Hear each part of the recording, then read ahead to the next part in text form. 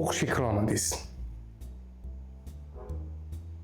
Biz o'tgan galgi videoda hamma o'qishga kirganlar haqida, ular qanaqa pul topishi, o'zlar qanaqa o'zlarining yo'llarini topish haqida gaplashdik, lekin o'qishga kirolmaganlar haqida gaplashmamiz.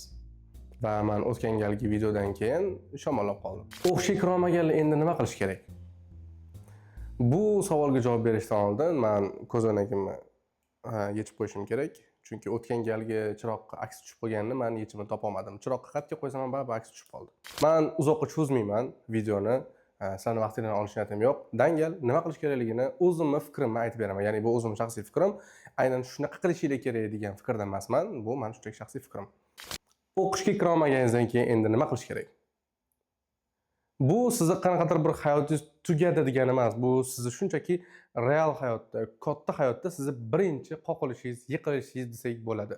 Undan oldin juda katta narsalar sizni hali kutib turibdi. Hozir shunchaki siz qanaqadir o'qishdan yiqilganingizdan keyin asabiylashib, achchiq qilib, yig'lab, siqtab, u yoqqa yurishingiz shart emas. To'g'ri, o'qishga kira olmaganingizdan keyin o'sha abituriyentlarning gruppasida hamma o'qishga kirgan payti rahmatlar aytib o'qituvchilariga yozadi gruppada. Siz uni tashqaridan o'qib turasiz, yig'lagingiz keladi, xafa bo'lasiz, ichingizdan juda ko'p narsalar o'tadi. Bu tanish holat. Va menda shunaqa holat bo'lganki, davlat imtihonidan yiqilganimdan keyin men mahallada turibman. Bir guruh meni tanishlarim, o'quvchilar, abituriyentlar hammasi qo'shnim o'qituvchi edilar. Ularga rahmat aytgani yo'qlab kelishgan. O'sha menda chiqqan payti va o'shanda ular menga eshittirib gapirishgan. Men o'sha payti eshitib turganimni ular ham bilishardi. Men o'sha payti allaqachon o'sha xususiy universitetga kirib bo'lgandim va ular menga eshittirib aytishyapti.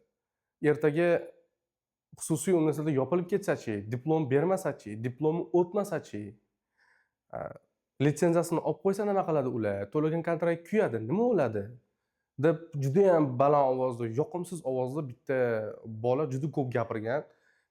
U narsadan men xafa olmaganman, chunki men tanlagan universitetni bilardim.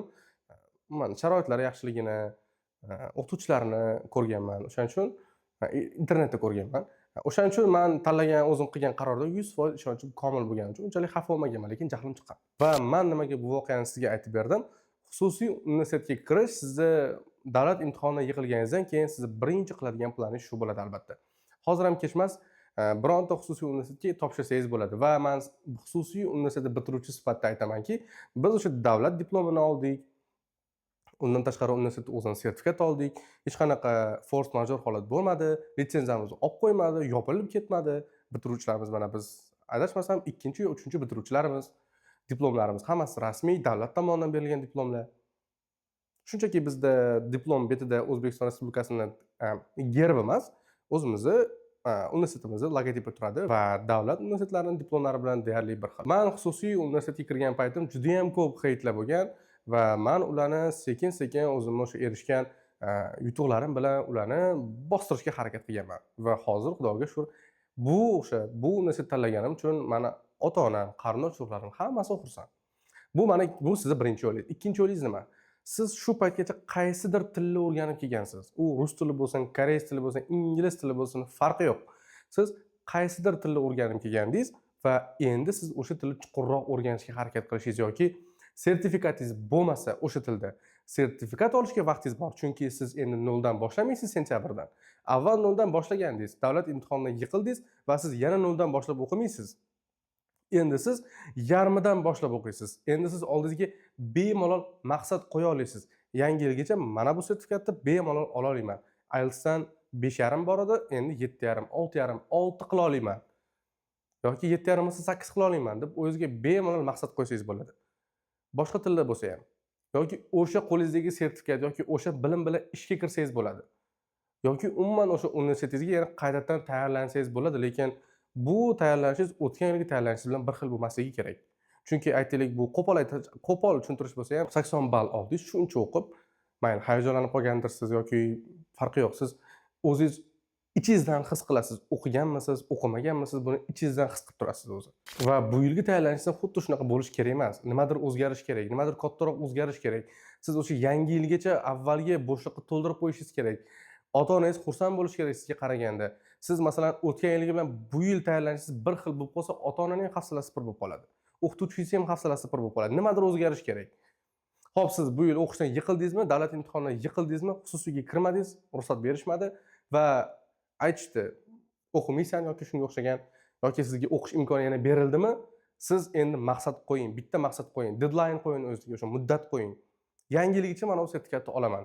Bu ona tili sertifikati bo'ladimi, matematika sertifikati bo'ladimi, ingliz tili sertifikati bo'ladimi, nemis tili sertifikati bo'ladimi, farqi yo'q. Siz o'shani endi olishga harakat qiling. Yangi yilgacha sizda sentabr, oktyabr, noyabr, dekabr, yanvar 4 oy 4 oy vaqtingiz bor ekan. Mayli bo'lsin 5 oy, mayli 6 oy bo'lsin mana. O'zingizga bitta deadline qo'ying. O'qituvchingizga ayting, shu vaqt ichida olishim kerak deng. Siz yana 0 dan boshlamasin, siz yarmidan boshlang. Shunaqa qilib o'zingiz tilingizni yana chuqurroq o'rgansangiz bo'ladi. Yoki o'zingizda bor sertifikatni ishga kirsangiz bo'ladi. Yoki oshirib turib kattaroq o'qituvchilikka o'tib olsangiz bo'ladi. Bu sizning ikkinchi yo'lingiz.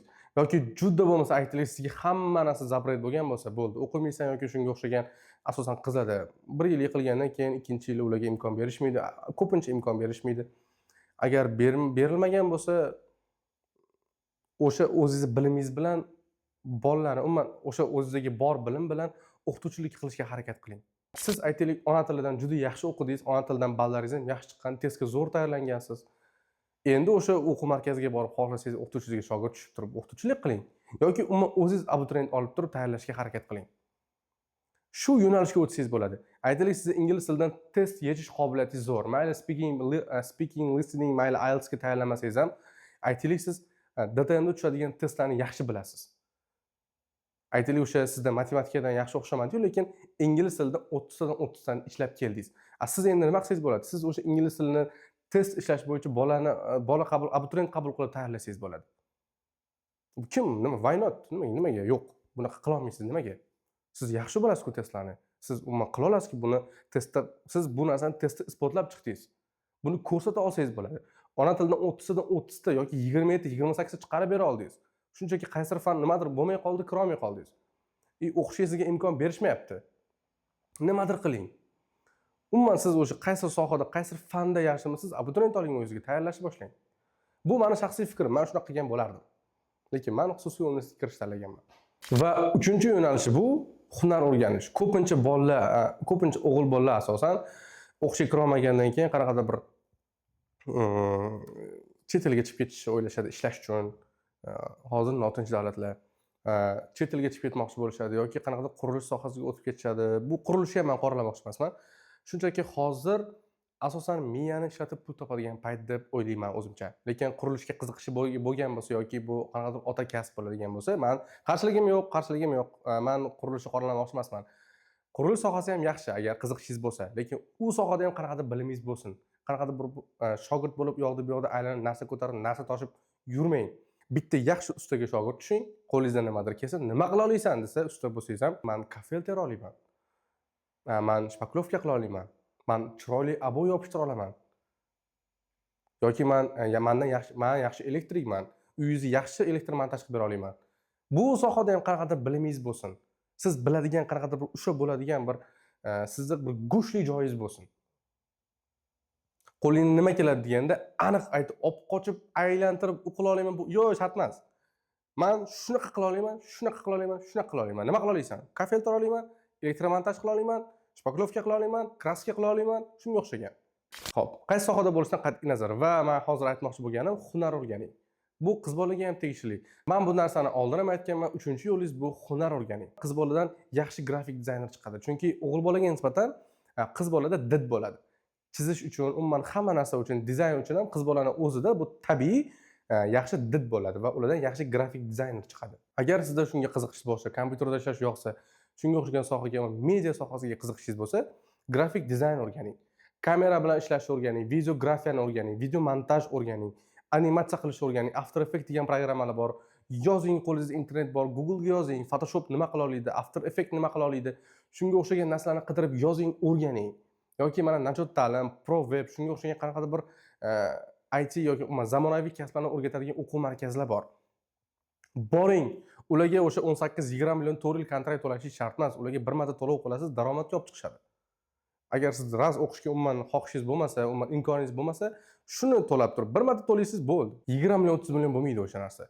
Hunar o'rganing, dasturchilik o'rganing. Xo'p, yana o'sha boshida aytganimni yana qaytaraman.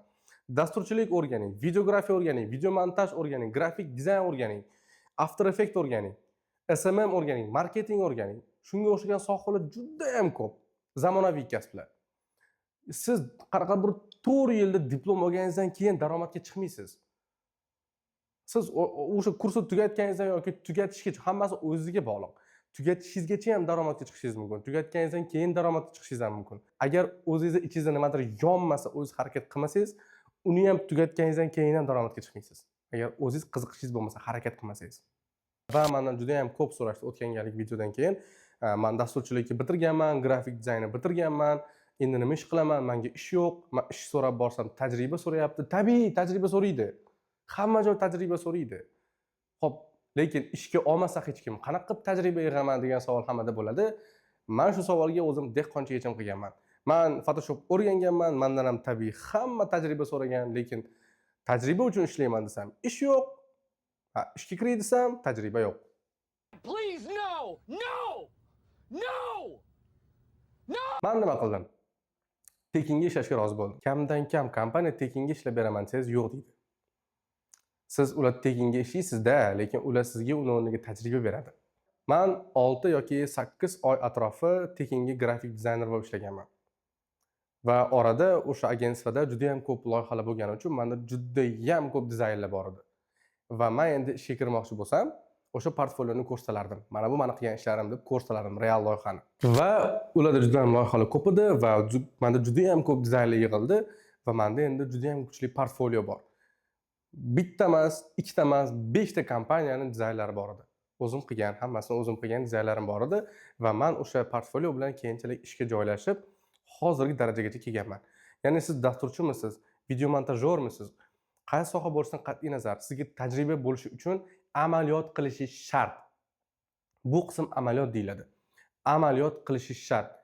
Network uchun, siz portfolioingiz uchun, qilgan ishlaringizni ko'rsatishingiz uchun tekinga ishlab berishingiz shart. Qaysidir muddat, lekin tekinga ishlayotgan joyingizda aniq muddat belgilab olishingiz kerak. Men sizda 1 oy tekinga ishlab beraman, 2 oy tekinga ishlab beraman, 3 oy tekinga ishlab beraman. Men lekin 6-8 oy majbur bo'lganman tekinga ishlashga. Portfoliom yaxshi yig'ilishi uchun. Orada ham yig'ilgan ishlarimni vakansiyalarni to'ldirib turganman, lekin meni portfoliom yetarli bo'lmagani uchun ishga olishmagan. 6-8 oydan keyin portfoliomdagi ishlar yetarli bo'lgandan keyin meni vakansiyamni hajjabi ko'rib chiqishni boshlashgan va keyinchalik ishga olishgan. Test uchun dizaynlar qilib berganman. Ancha muncha pulim ko'chada hozir ham. Lekin yaxshi ishim bor, Xudoga shukr. Xo'p, ya'ni men qisqa qilaman, aytmoqchi bo'lganim, nima qilamiz? Undasi davlat imtihoni yiqildik, bu plan chiqib ketdi. Endi nima qilamiz? Xususiy universitetga kiramiz yoki o'rganayotgan tilimizni chuqur o'rganib, sertifikat olib ishga kiramiz yoki o'qishga tayyorlanamiz. Hunar o'rganamiz. Zamonaviy hunar. Hammasidan eng zo'ri deb bilaman o'zimcha. Menda bor shu. Tarjimanglar.